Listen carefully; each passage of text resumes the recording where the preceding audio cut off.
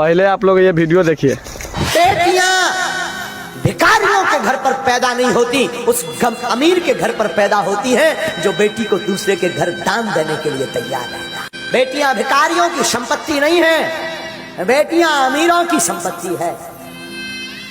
याद रखना, बहुत से धूर्त लोग, बहुत से कम बुद्धि के लोग किसी की बेटी को घर पर लेकर के आते हैं और उसके पिता का, उसकी माँ का इतना अपमान करते हैं। उन्होंने दिया ही क्या, उन्होंने किया ही क्या, क्या सम्मान किया हमारा? मेरे प्यारो, मैं निवेदन करूं, उस बाप से पूछना जो अपनी बेटी के विवाह के लिए 2 साल पहले से तैयारी करता है, रात और दिन एक कर देता है। वो पिता अपनी बेटी के लिए एक एक कपड़ा, एक एक वस्त्र, एक एक भोजन का सामान, एक एक बर्तन संजो करके रखता है कि बारात आएगी ताकि किसी को कोई असुविधा ना हो। और तुम एक रात में जाकर के पूरे कार्यक्रम को तहस नहस करके आ जाते हो और उसी बाप की 2 साल की मेहनत को 2 शब्द कह करके तुम पानी में बहा देते हो। क्या गुजरती होगी उस बाप पर, उस पिता पर? आजकल समझ ही नहीं होते हैं, बिजनेस होता है।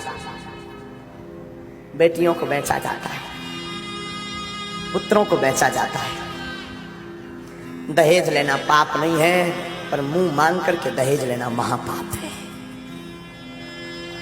उपहार लेना पाप नहीं है, दहेज लेना महापाप है।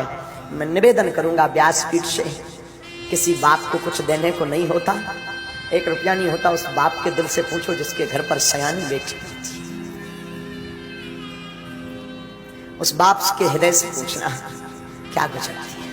उस बेटी का दिल तो देखना, एक रात में वो अपना घर, जिस घर में 20 साल तक रही, कोने कोने में खेली चहचहाती रही, आंगन में रही, एक एक कोने में उसका सामान रखा रहा, और एक रात में सब कुछ छोड़ करके नए घर में आ जाती है।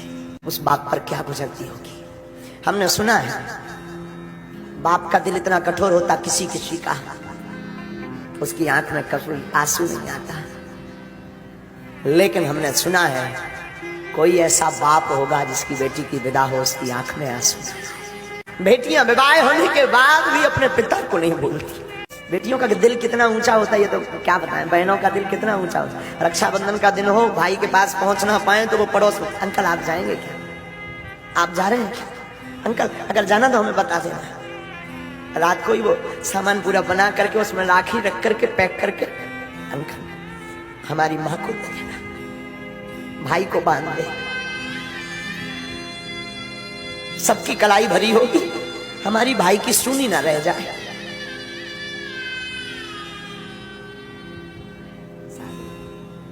और कई बहनों का तो हमने देखा, बहुत नजदीक से महात्मा देखते हैं, कई बहनों का बहुत नजदीक से अनुभव करते हैं। कई बहनें तो भाई बहुत दूर रहता हो या बहनें बहुत दूर, कोरियर कर देती हैं ताकि सबके बहनें आएंगी, सबके भाइयों के हाथों की कलाई पर राखी होगी, मेरा भाई सुनी कलाई लेकर के ना घूमे, वो पहले से भेज देती, फोन लगाते, माँ रक्षाबंधन को बंधवा जरूर देना। बेटियां घर की प्रसन्नता है, बेटियां श्राप नहीं परमात्मा का दिया हुआ वरदान है। बेटियां अमीरों के घर होती हैं, जो धन से नहीं दिल से अमीर होते हैं उनके यहाँ बेटियां होती हैं। बात बहुत विरोधाभास वाली होगी, शायद किसी के चित्त को यह बात ना खले, मुझे खबर नहीं, पर पागलो हमारी बुद्धि कहती है काश बेटियों को पिता का रखने का अधिकार होता होगा तो वृद्धाश्रम भारत में या देश में कहीं नहीं होते। अगर बेटियों को माता पिता का रखने का अधिकार दे दिया जाए तो वृद्धाश्रम बंद हो जाएंगे। लेकिन ये बात भी बोलूं तो ये गलत नहीं होगी, वही बेटियां जब वहां ससुराल पक्ष में पति के घर जाती हैं और सास ससुर को ही माता पिता मान ले, तब भी वृद्धाश्रम बंद हो जाएंगे। बात कड़वी जरूर है पर है तो है। हर बेटी विवाह के बाद चाहती है जो मुझे सासू माँ मिले वो मेरी माँ जैसी मुझे छूट दे, मेरी माँ जैसी मुझे रखे, पर खुद बेटी नहीं बनना चाहती। और हर सासू माँ अपने पुत्र का विवाह करने के बाद चाहती है मेरी जो बहू आए तो मेरी बेटी की भांति रहे, पर खुद मां नहीं बनना चाहती। ये मोड़ खत्म हो जाए, ये रुकावट दूर हो जाए तो पागलो इस व्यासपीठ से भरे मंच से हनुमान जी के चरणों की शपथ खा करके कहते हैं घर घर नहीं घर स्वर्ग होने लगेगी।